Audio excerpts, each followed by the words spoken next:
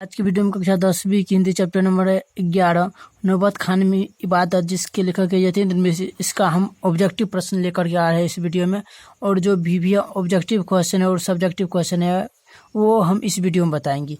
सबसे पहले जो एग्जाम में पूछ सकता है, नौबत खाने में इबादत के लेखक कौन है? यतीन्द्र मिश्र जी। देखिए ऑब्जेक्टिव में प्रश्न बन सकता है। और नौबत खाने में इबादत जो है, नौबत खाने में इबादत जो है वो क्या है? निबंध है या व्यक्ति चित्र है या क्या है, ये पूछ सकते हैं। तो एग्जाम में ऑब्जेक्टिव में पूछ सकता है, तो आप क्या बोलिएगा? व्यक्ति चित्र है। तो उसके बाद देखिए इंपॉर्टेंट क्वेश्चन बनता है, यतीन्द्र मिश्र का जन्म कब हुआ था? 1970 ईस्वी में अयोध्या उत्तर प्रदेश में हुआ था। ये ऑब्जेक्टिव प्रश्न बन सकता है। उसके बाद देखिए, उसके बाद जो इम्पोर्टेंट प्रश्न बन सकता है, देखिए उसके बाद उनके अब तक 3 काव्य संग्रह है, यदा कदा, अयोध्या तथा अन्य कविता और ड्योढ़ी पर आलाप प्रकाशित हो चुके हैं। अयोध्या में उनकी गहरी अभिरुचि है। देखिए उसके बाद ऑब्जेक्टिव क्वेश्चन जो बन सकता है, उसके बाद इसमें ऑब्जेक्टिव प्रश्न बन सकता है। अब देखिए इसमें नौबत खान में इबादत 1916 से 1922 के आसपास की काशी में गांव पंचघाट स्थित बालाजी मंदिर की ड्योढ़ी का नौबत खाना और नौबत खाना से निकलने वाली मंगल ध्वनि। उसके बाद देखिए प्रश्न जो बनता है, कमरुद्दीन का जन्म, कमरुद्दीन किसको कहते हैं? बिस्मिल्लाह खां को।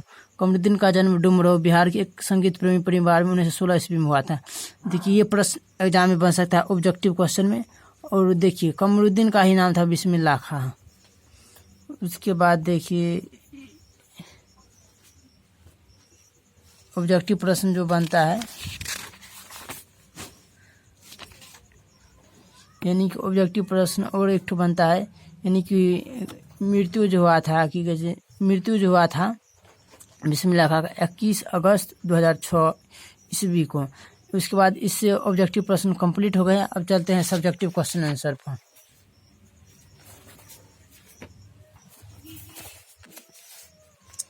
डुमरांव की माता किस कारण से है? डुमरांव की माता शहनाई के कारण से है। प्रसिद्ध शहनाई वादक बिस्मिल्लाह खां का जन्म डुमरांव में हुआ था। शहनाई बजाने के लिए रीड का प्रयोग होता है, जो एक विशेष प्रकार की घास नरकट से बनाए जाते हैं और डुमरांव में सोन नदी के किनारे पाए जाते हैं। यानी ऑब्जेक्टिव जो प्रश्न बन सकता है, ये देखिए रीड का प्रयोग किया जाता है कौन सी में? शहनाई बजाने के लिए, ये पूछ सकता है ऑब्जेक्टिव में। तो देखिए पहला नंबर क्वेश्चन कंप्लीट हो गया। उसके बाद चलते दूसरा नंबर क्वेश्चन, सुशिर वाद्य किन्हें कहा जाता है? शहनाई शब्द की व्युत्पत्ति किस प्रकार हुई है? सुशिर वाद्य ऐसे वाद्य जिसमें नारी नरकट या रीड होती है, जिन्हें फूंक कर बजाया जाता है। ऐसे वाद्यों में शहनाई को शाह की उपाधि दी गई है, क्योंकि यह वाद्य मुरली श्रृंगी जैसे अनेक वाद्यों से अधिक मोहक है। शहनाई की ध्वनि हमारे हृदय को स्पर्श करती है। देखिए उसके बाद तीसरा नंबर क्वेश्चन, बिस्मिल्लाह खां सजदे में किस चीज़ के लिए गिड़गिड़ाते थे? इसके उनके व्यक्तित्व का कौन सा पक्ष उद्घाटित होता है? बिस्मिल्लाह खां जब इबादत में खुदा के सामने झुकते तो सजदे में गिड़गिड़ाते खुद से सच्चे सुर का वरदान मांगते। इससे पता चलता है कि खां साहब धार्मिक, संवेदनशील एवं निर्भिमानी थे। संगीत साधना हेतु समर्पित थे, अत्यंत विनम्र थे। चौथा नंबर क्वेश्चन, मुहर्रम पर्व से बिस्मिल्लाह खां के जोड़ों का परिचय पाठ के आधार पर दे।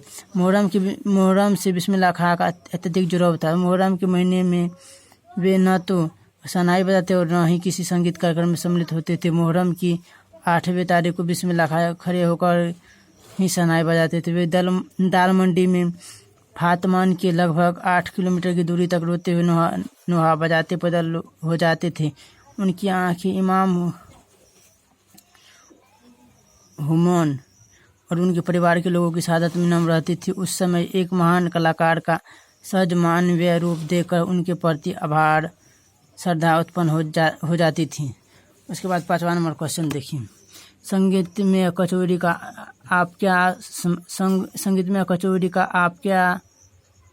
अर्थ समझते हैं?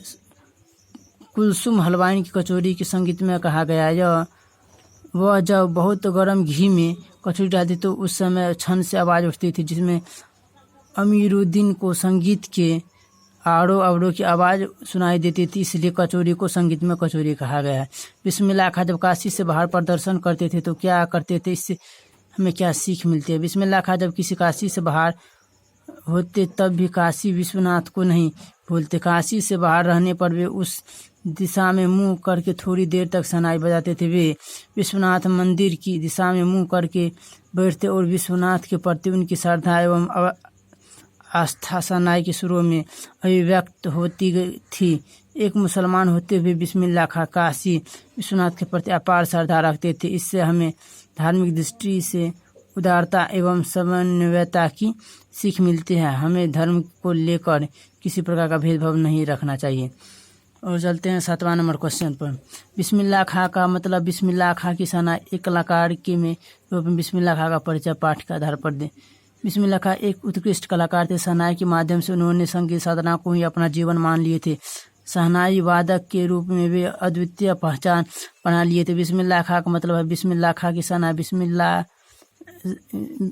खां शहनाई का तात्पर्य है बिस्मिल्लाह खां का हाथ। हाथ में आशा इतना भर की बिस्मिल्लाह खां की फूंक और शहनाई की जादुई आवाज़ का सर हमारे सिर चढ़कर बोलने लगता। शेर खां साहब की शहनाई 7 सुर ताल के साथ निकल पड़ते तो इनका संसार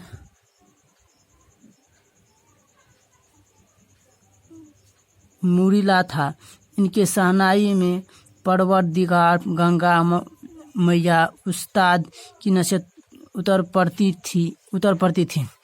खां साहब और शहनाई एक दूसरे के पर्याय बनकर संसार के सामने उभरे। आशय स्पष्ट कर फटा सुर न बख्शे। लुंगिया का क्या है, आज फटी है तो कल मिल जाएगी। बिस्मिल्लाह खां प्राय खुदा से दुआ मांगा करते थे कि वे उन्हें सच्चा सुर बख्श दे, अर्थात जो संगीत की कसौटी पर हम दृष्टि से पूर्ण तथा खड़ा है। एक दिन जब उनकी शिष्या ने उनकी फटी लुंगी को बदलने का आग्रह किया तो उत्तर देते हुए कहा कि लुंगी से तो स्व या बदली जा सकते पर सुर सुरीला होना चाहिए, बेसुरा नहीं। काशी संस्कृति की पाठशाला है। काशी को संस्कृत की पाठशाला कहा गया है। वह भारत की ज्ञान नगरी है। वहाँ भारतीय शास्त्रों का ज्ञान है।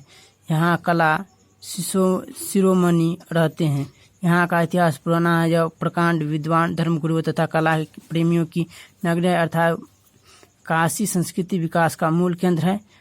देखिए आज की वीडियो में हम पूरा क्वेश्चन आंसर कंप्लीट कर दिए और अगले वीडियो में हम अगले चैप्टर के साथ मिलते हैं। हमारा वीडियो अच्छा लगा तो हमारे वीडियो को लाइक करें।